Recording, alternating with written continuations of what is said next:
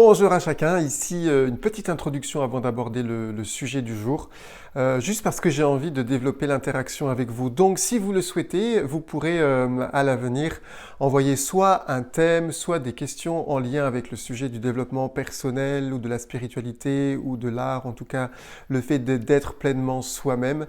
Vous pouvez envoyer ces sujets, ces questions sur l'adresse qui se déroule juste en dessous. Voilà, à tout de suite.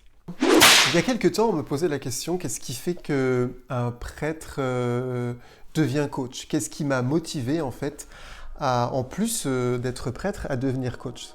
Ça va me permettre de partager avec vous quelque chose qui me tient à cœur, effectivement, dans ma progression, et qui aussi me semble important pour aujourd'hui, et pourquoi pas dans l'Église. La question que l'on peut se poser, c'est est-ce que le développement personnel peut apporter quelque chose aux chrétiens? Est-ce que le fait d'être chrétien, ça ne suffit pas? Et c'est vrai aussi qu'il y a pas mal de peurs qu'on peut entendre parfois sur le développement personnel et la foi. Et donc j'aimerais avec vous partager ma conviction de fond. Comment est-ce que j'en suis arrivé là? Eh bien, ça fait donc 21 ans que je suis prêtre aujourd'hui. Et ce qui m'a travaillé beaucoup dans les dernières années, c'est la douleur qu'on peut rencontrer dans l'Église, les difficultés qu'on peut rencontrer, les douleurs qu'on peut rencontrer parfois dans les paroisses. Et puis je pense aussi à cette enquête sur la santé des prêtres qui a eu lieu au mois de novembre dernier. Et dans cette enquête, il était dit que 17,5% des prêtres qui ont répondu à l'enquête étaient dans un état dépressif, ce qui est 3 fois supérieur à la moyenne nationale chez les hommes. Et donc, ma question de fond, c'est comment se fait-il que apparemment, alors que nous avons dans la foi tout ce qu'il faut, on parle donc de grâce, on parle des sacrements, nous avons tout ce qu'il faut, et pourtant, pourquoi autant de difficultés sur le plan de notre humanité, sur le plan des relations dans les communautés, ou comment se fait-il en fait, il y a autant de douleurs qui me sont parvenues et qui parviennent juste dans notre quotidien? Ma petite réponse, c'est que si de fait nous avons peut-être tout ce qu'il faut dans le nom de Jésus pour aller bien, ce que Jésus nous enseigne, et ce que la foi chrétienne nous enseigne, c'est d'assumer, d'intégrer, d'aimer et de travailler notre humanité pour qu'elle soit divinisée, n'est-ce pas? Et donc, le développement personnel, pour moi, c'est une belle réponse. Alors, il y en a d'autres, mais c'est une belle réponse pour travailler concrètement son humanité. Prendre en compte son humanité pour aligner tout ce que je suis. En fait, je vais chercher à être le plus cohérent possible en connaissant mes fonctionnements et les fonctionnements aussi de ceux qui sont autour de moi.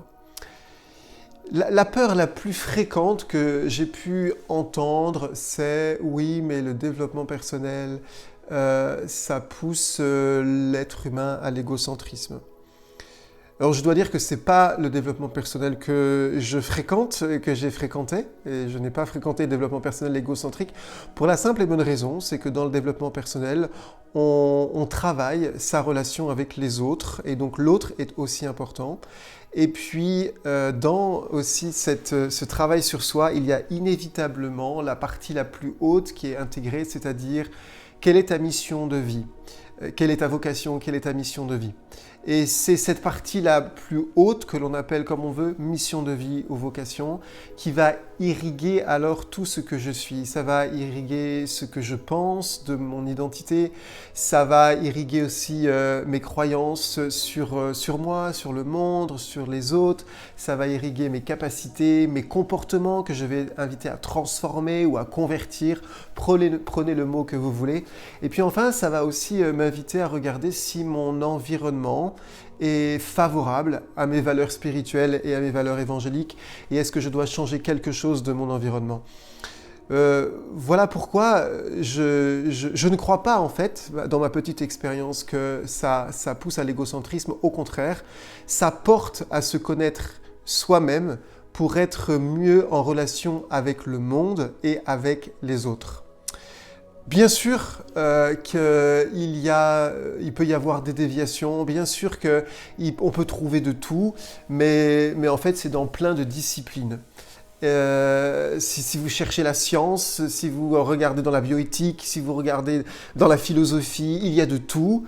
Mais il y a des parts de la philosophie, de la science, de la bioéthique qui sont tout à fait cohérentes avec nos valeurs spirituelles et qui peuvent nous aider juste à vivre l'évangile pleinement. Parfois en souriant, d'ailleurs, je me dis, bon, il y a 15 ans, 20 ans, lorsque l'on parlait de la psychologie entre chrétiens, pour la plupart, ça semblait dangereux, il fallait faire attention. Aujourd'hui, me paraît-il, dans l'Église, il n'y a pas un diocèse qui ne fasse référence à des référents psychologiques au vu de la crise que nous traversons. Je crois qu'en fait, c'est aussi vrai pour le développement personnel, vrai pour les neurosciences qui sont assez nouvelles. Tout cela viendra, ça demande du temps. L'idée, c'est de ne pas faire n'importe quoi, mais c'est de prendre ce qu'il y a de meilleur et ce qui peut nous aider tout simplement.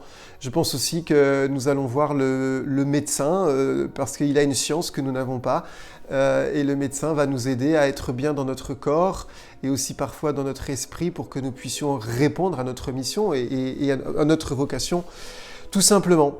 Et puis, en fait, si je réfléchis bien à cette question, quand je regarde les textes sacrés qu'est la Bible, eh bien, je réalise qu'en fait, c'est pétri de développement personnel. Parce que, qu'est-ce que je vois? En fait, je vois un Dieu qui veut que son peuple sorte de l'esclavage, qu'il aille d'un point A, l'Égypte, à un point B, la terre promise, parce que ce Dieu que l'on appelle Père veut le bien pour ses enfants.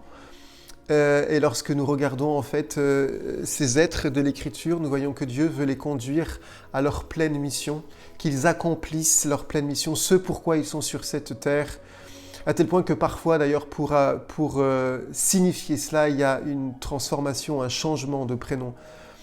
Donc je pense que celui que l'on appelle le Père de la vie n'a qu'un seul désir, c'est que ses enfants soient pleinement en vie et que chacun puisse briller de sa propre lumière, que chacun, et comme d'ailleurs le dit le Christ, on ne doit pas mettre la lumière sous le boisseau, mais elle doit éclairer en fait le monde.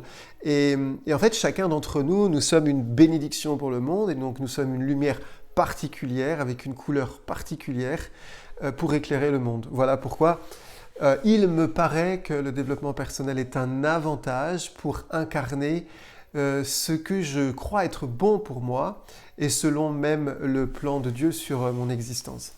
Donc c'est vrai dans l'Écriture. Il y a même un auteur qui a écrit, alors voilà, ça peut être un trait d'humour, mais un auteur qui a écrit que Jésus était le plus grand coach du temps, je crois, parce qu'en fait, qu'est-ce qu'il fait? C'est il relève chacun à travers les jours en Judée et en Galilée, il les relève dans leur corps, dans leur âme, pour qu'ils soient pleinement eux-mêmes. Et d'ailleurs, il leur demande parfois de le suivre ou parfois de retourner chez eux parce que chacun a son identité et chacun a sa mission particulière. Et puis dans l'histoire de l'Église, en fait, quand on regarde la tradition de l'accompagnement spirituel, l'enseignement des pères du désert, sont aussi juste là pour nous apprendre comment est-ce que chacun se fait aider pour devenir lui-même en cohérence avec sa mission de vie. Bon, alors il me semble assez clair que c'est juste des mots que nous appelons développement personnel, qui sont nouveaux, mais qui sont profondément enracinés dans l'histoire de l'humanité, dans d'ailleurs beaucoup de religions, et aussi dans notre foi chrétienne, tout simplement. De façon plus contemporaine, on voit des auteurs. Alors, on ne dit pas que c'est du développement personnel, mais en fait, si vous lisez des livres de Pascal Hide, eh bien, pour la plupart, ils sont là pour nous aider à vivre et comprendre aussi notre mode relationnel, entre autres. Mais je pense aussi à des auteurs comme le père Montbourquette. Alors, je vous conseille ce livre. Alors, il en a écrit plusieurs, mais vous pouvez en noter un qui est celui d'Apprivoiser son ombre, qui est merveilleux aussi. Mais je pense aussi à Anselme Grune, ce moine bénédictin qui a écrit bon nombre de livres. Et j'ai retenu ici juste quelques titres juste pour étayer mon propos. La crise du milieu de la vie, conquérir sa liberté intérieure, sortir de ses difficultés quotidiennes, se pardonner à soi-même, retrouver en soi la source de la joie, l'art de bien vieillir, accomplir son humanité, apprivoiser nos pensées. Et enfin, le dernier aussi que je vous recommande, qui est Pétri des moines du désert, le ciel commence en toi. La sagesse des pères du désert, le ciel commence en toi.